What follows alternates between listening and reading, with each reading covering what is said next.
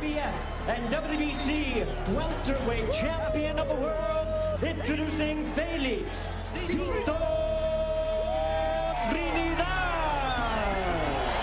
Felix Tito Trinidad, a national treasure, a warrior from Puerto Rico whose fists carried the power of a nation.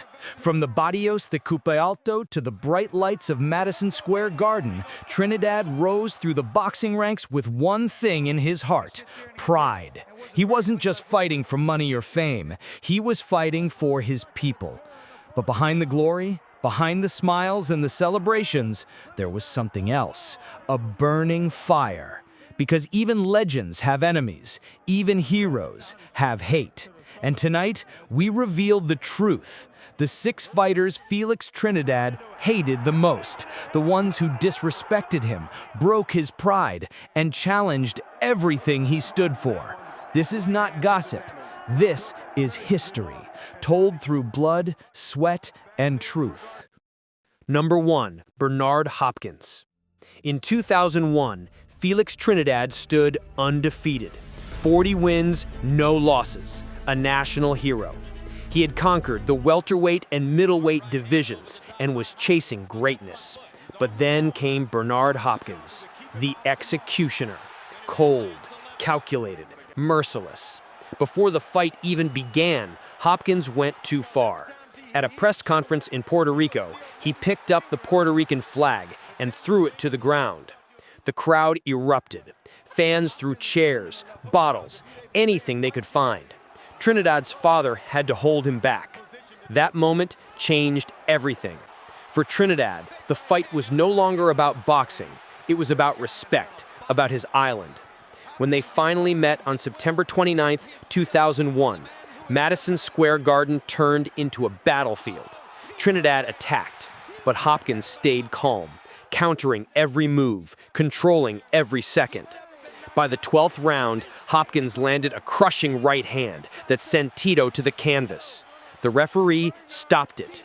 For the first time in his career, Trinidad was defeated. After the fight, Hopkins said, "He was strong, but I broke him mentally." Trinidad never forgot that.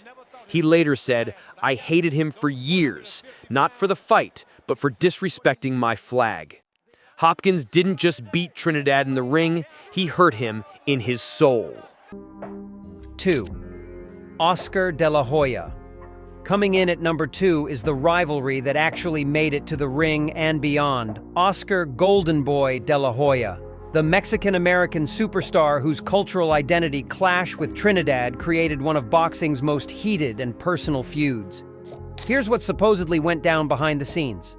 Their 1999 welterweight unification bout was billed as a cultural war between Puerto Rico and Mexican America, but the real animosity ran much deeper. According to sources close to both camps, De La Hoya never respected Trinidad's blue-collar approach to boxing, reportedly telling HBO executives that Trinidad was crude and unrefined compared to his Olympic pedigree and superior technique. The breaking point supposedly came during their pre-fight media tour when De La Hoya reportedly made comments about Puerto Rican boxing being inferior to Mexican boxing tradition, and that Trinidad represented everything wrong with modern boxing. Trinidad, never one to tolerate disrespect toward his heritage, reportedly fired back that De La Hoya was a fake Mexican who forgot where he came from and that he'd expose him as a protected golden boy. What made this feud particularly explosive was the cultural and promotional elements. De La Hoya represented mainstream American boxing success, while Trinidad embodied authentic Latin boxing pride.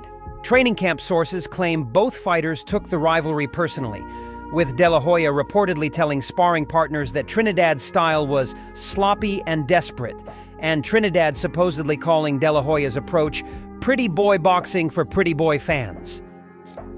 The tension escalated when De La Hoya's team reportedly leaked confidential information about Trinidad's training methods to the media, causing the Puerto Rican camp to question everything about their preparation. Even after their controversial fight, the animosity continued for years, with both fighters taking shots at each other's legacies whenever given the opportunity.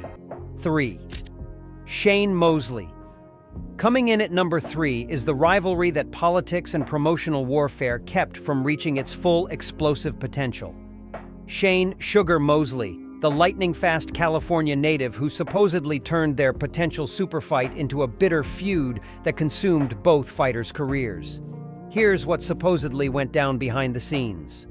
Leading up to their anticipated welterweight unification bout, Mosley was being positioned as boxing's next pound-for-pound king, while Trinidad was viewed as the division's most dangerous puncher.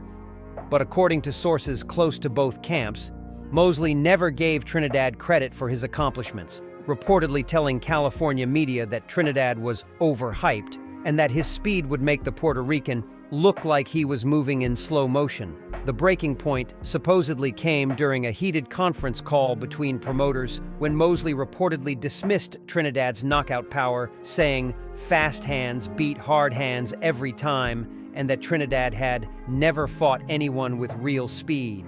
Trinidad, never one to tolerate being underestimated, reportedly fired back that Mosley was all flash and no substance, and that he'd put him to sleep with one clean shot. What made this feud particularly bitter was the missed opportunity element. Both fighters were in their primes and represented different coasts, different styles, and different approaches to boxing excellence.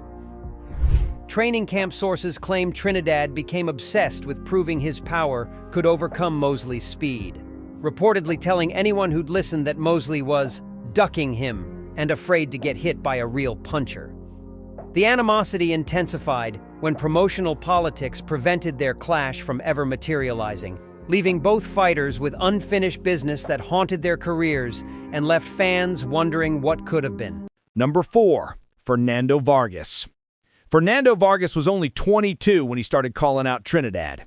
He said Tito was old, slow, overrated. But Trinidad wasn't the type to ignore disrespect. When they met in 2000, it was war from the opening bell.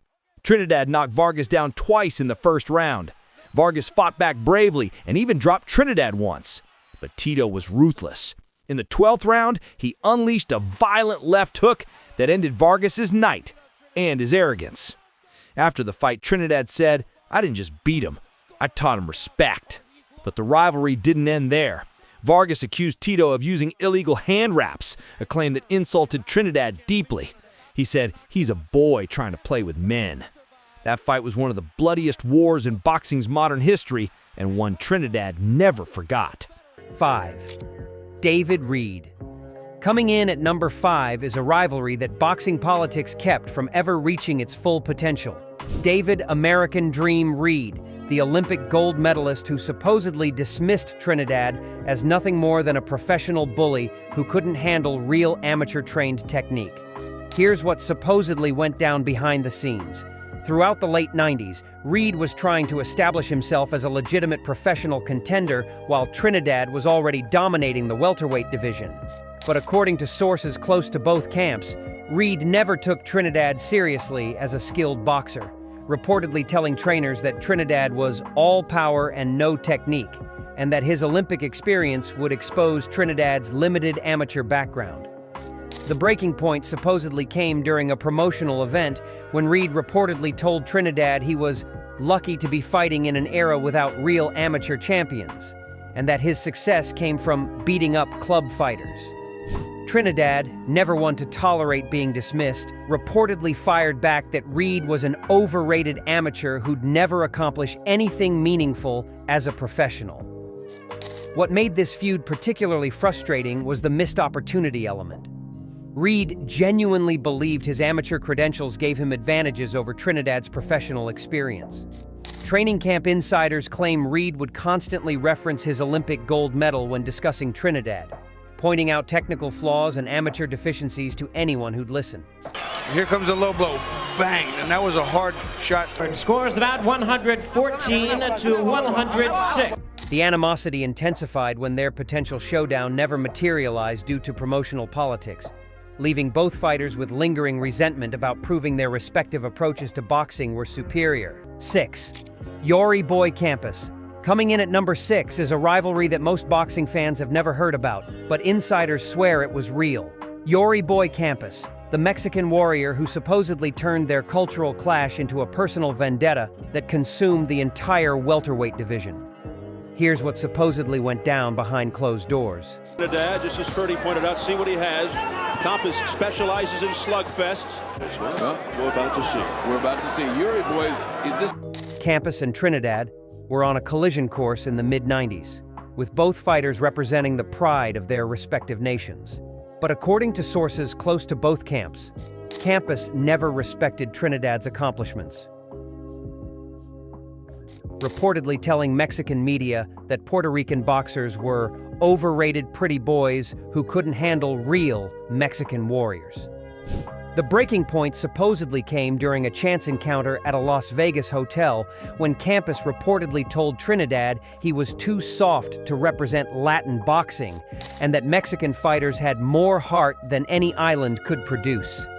Trinidad, never one to tolerate disrespect toward his homeland, reportedly fired back that Campos was just another Mexican brawler who'd get schooled by real technique. What made this feud particularly intense was the cultural element. Campos represented Mexican machismo and warrior spirit, while Trinidad embodied Puerto Rican skill and precision. Training camp sources claim both fighters would study each other's fights obsessively, with Campos reportedly telling sparring partners that Trinidad's style was flashy but weak, and Trinidad supposedly calling Campos's approach crude and predictable. The animosity reportedly lasted years, with both fighters taking subtle shots at each other's countries whenever the other's name came up in interviews. So there you have it. 6 men who defined, tested, and scarred Felix Tito Trinidad. Each man left a mark, not just on his record, but on his legacy.